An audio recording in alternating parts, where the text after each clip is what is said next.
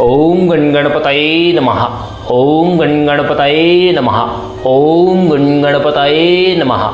ओम नमो भगवते वासुदेवाय नमः। प्रिय भक्तों, आज हम आप सबके समक्ष कार्तिक मास में पड़ने वाली रमा एकादशी की कथा का वर्णन करेंगे। रमा एकादशी का क्या महात्म है तथा इसको करने से कौन कौन से पुण्य फलों की प्राप्ति होती है, इन सभी बातों का सविस्तार वर्णन आप सबके समक्ष आज की इस कथा में हम करेंगे। आप सब ध्यान पूर्वक सुनिएगा। चलिए शुरू करते हैं। अथ रमा एकादशी महात्मा।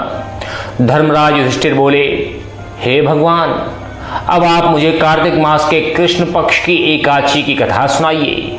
इस एकादशी का क्या नाम है तथा इसको करने से कौन कौन से पुण्य फलों की प्राप्ति होती है, सो सब आप विस्तार पूर्वक कहिए।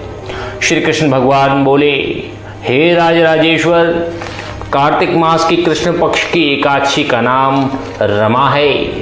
इसके व्रत से समस्त पाप नष्ट हो जाते हैं। इसकी कथा इस प्रकार है। प्राचीन काल में मुचकुंद नाम का एक राजा राज्य करता था। उसके इंद्र, वरुण, कुबेर, विभीषण आदि मित्र थे।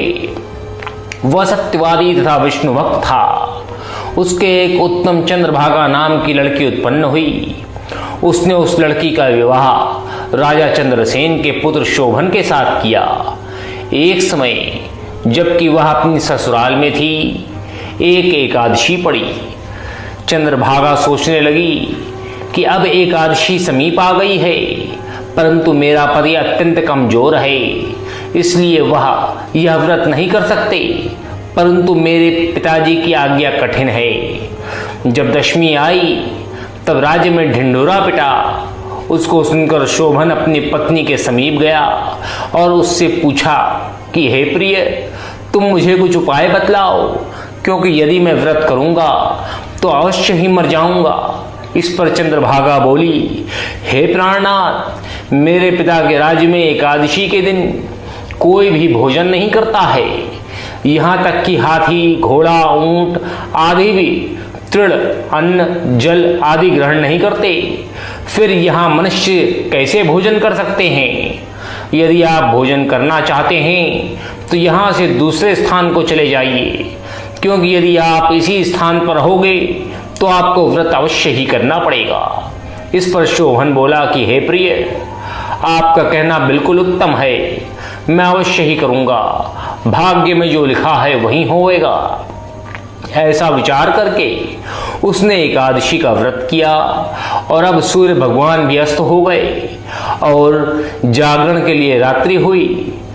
वह शोभन को दुख देने वाली थी।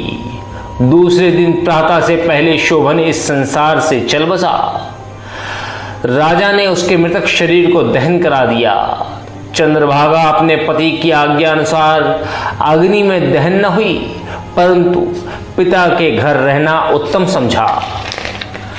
रमा एकादशी के व्रत के प्रभाव से उसे मंदराचल पर्वत पर धन धान्य से युक्त तथा शत्रुओं से रहित एक उत्तम नगर प्राप्त हुआ। एक समय मुचकुंद नगर में रहने वाला एक सोम शर्मा नाम का ब्राह्मण तीर्थ यात्रा के लिए निकला। उसने घूमते घूमते उसको देखा। उस ब्राह्मण ने उसको अपने राजा का जमाई जानकर उसके निकट गया। राजा शोभन ब्राह्मण को देखकर आसन से उठ खड़ा हुआ। उसने ससुर तथा स्त्री चंद्रभागा की कुशलता पूछी। सोम शर्मा ब्राह्मण बोला कि हे राजन, हमारे राजा कुशल हैं तथा आपकी पत्नी चंद्रभागा भी कुशल हैं।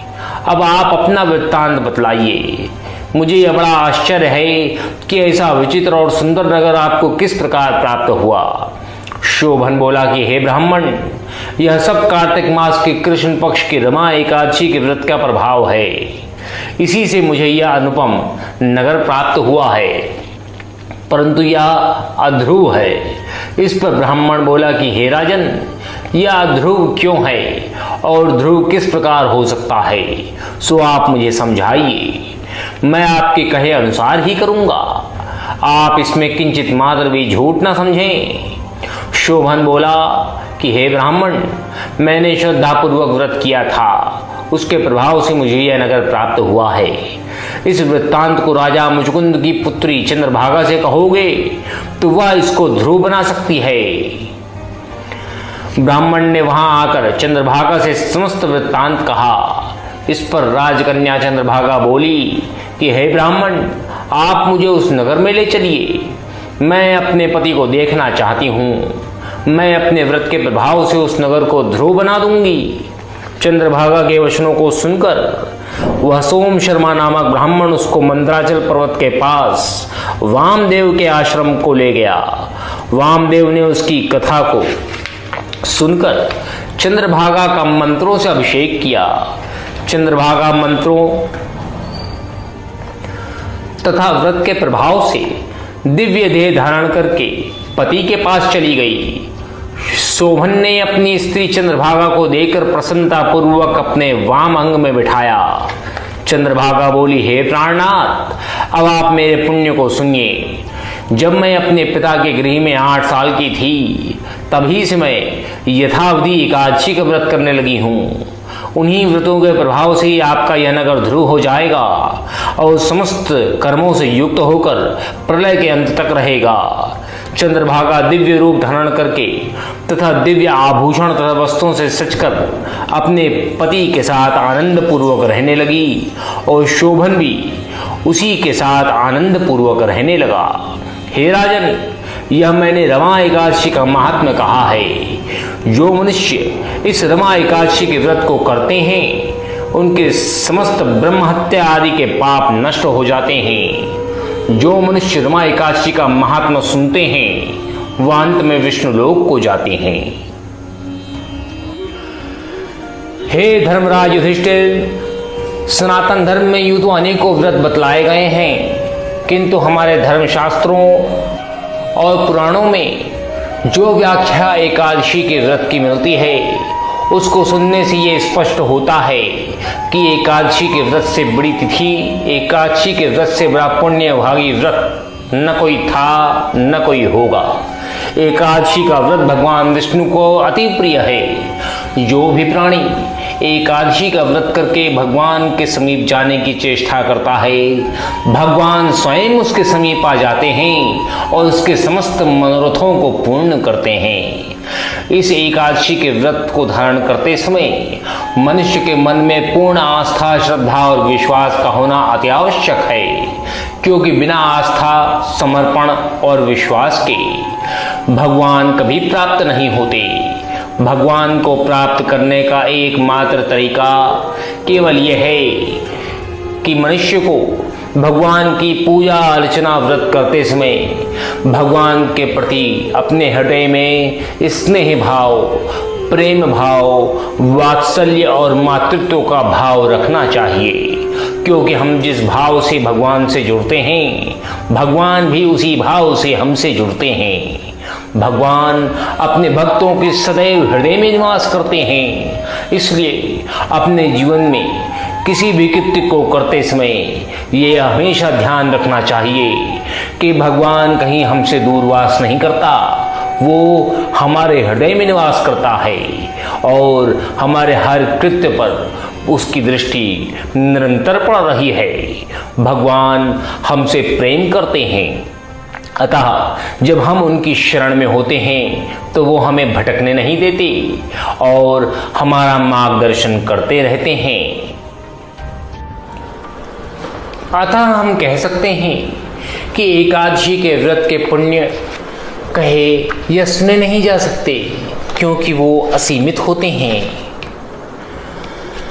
जैसा कि सूत जी महाराज ने प्रारंभ में ही शौनक आदि 88,000 ऋषियों से बोला था कि एक वर्ष के अंदर 12 महीने होते हैं और एक महीने में 2 एकादशियां पड़ती हैं, सो एक वर्ष में 24 एकादशी होती है। परंतु जिस वर्ष लौंध अर्थात अधिक मास पड़ता है, उस वर्ष 2 एकादशी बढ़ जाती है। इस तरह कुल 26 एकादशियां होती हैं।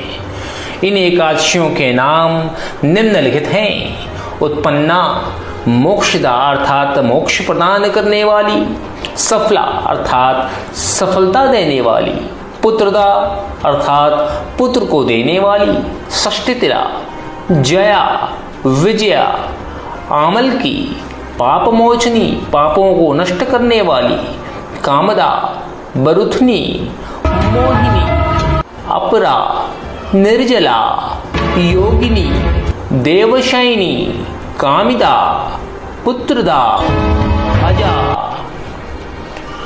परिवर्तनी इंद्र, पाशांकुशा रमा, देवोत्यायनी लौंद अधिक की दोनों एकादशियों का नाम क्रम अनुसार पद्मिनी और परमा है।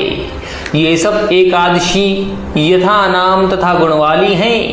इन एकादशियों के नाम तथा गुण उनके व्रत की कथा सुनने से मालूम हो जाते हैं। जो भी मनुष्य इन एकादशियों के व्रत को शास्त्र अनुसार करते हैं उन्हें उसी के फल की प्राप्ति होती है। अतः आप सभी से हमारा ये निवेदन है कि आप सभी को एकादशियों के व्रत को करना चाहिए। एकादशी के व्रत को करने के लिए मन में पूर्ण आस्था और श्रद्धा होनी चाहिए और हमारे मन में भगवान श्री हरि विष्णु के प्रति पूर्ण प्रेम, आस्था, श्रद्धा और विश्वास का होना निश्चित है। तभी हम श्रद्धापूर्वक, सफलतापूर्वक इस एकादशी के व्रत को संपूर्ण कर पाएंगे। एकादशी के व्रत को करने से मनुष्य के लोक और परलोक दोनों ही तर जाते हैं। इतना ही नहीं, उसके पितृगण भी तर जाते हैं, उसके आने वाले वंशज भी तर जाते हैं, उसका कुल धन्य हो जाता है और उसके समस्त पाप नष्ट हो जाते हैं। एकादशी का व्रत पुराणों में समस्त व्रतों में सर्वोपरि बताया गया है। एकादशी के व्रत से बड़ा कोई व्रत पुराणों में नहीं बताया गया। अतः हम सबको नियम पूर्वक एकादशी के व्रत का पालन करना चाहिए।